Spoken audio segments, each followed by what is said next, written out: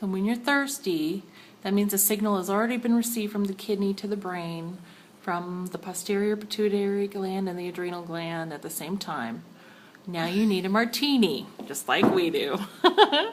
So, Then you're gonna get thirsty again. yes. So A&P is produced or secreted if there's increased blood pressure, because A&P makes you pee.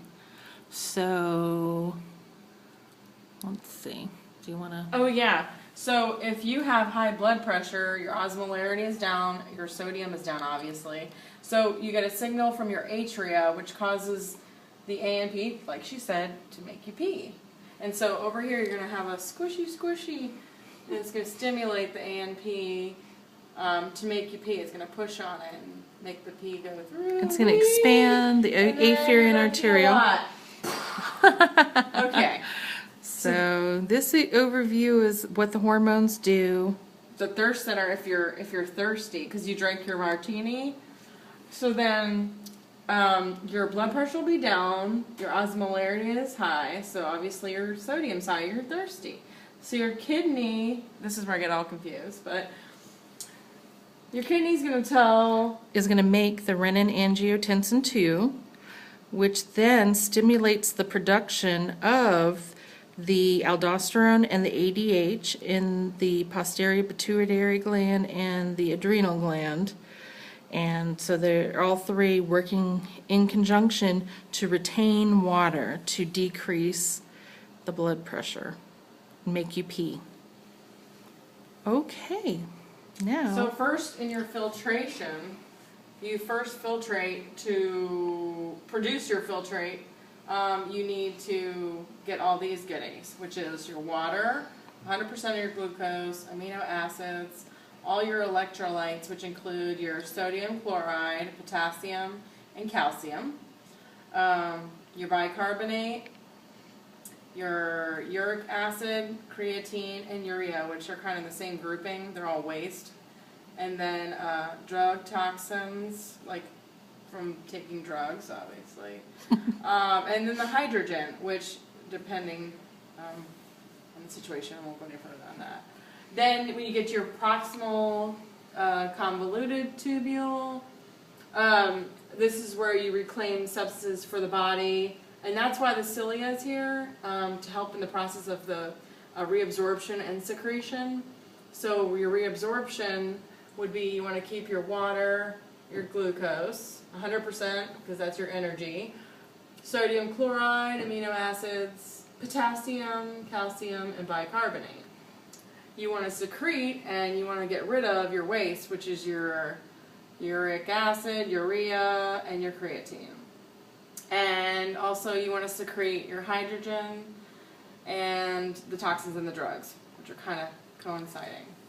Then when we get to our descending, which is our simple squamous, which is the fast way down, is your water. And the job is to maintain the gradient in the medulla.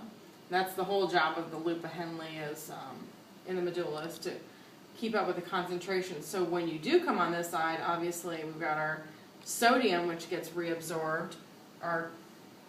Obviously, again, if sodium's there, chloride's there, and potassium, which get reabsorbed on the ascending loop, which is much thicker. And then when we get over here to our distal tube, distal convoluted tubule, this is your last chance to regulate the composition of the plasma, because it's all about the blood, it ain't about the urine. To help is these great things called hormones. There's a lot of hormones.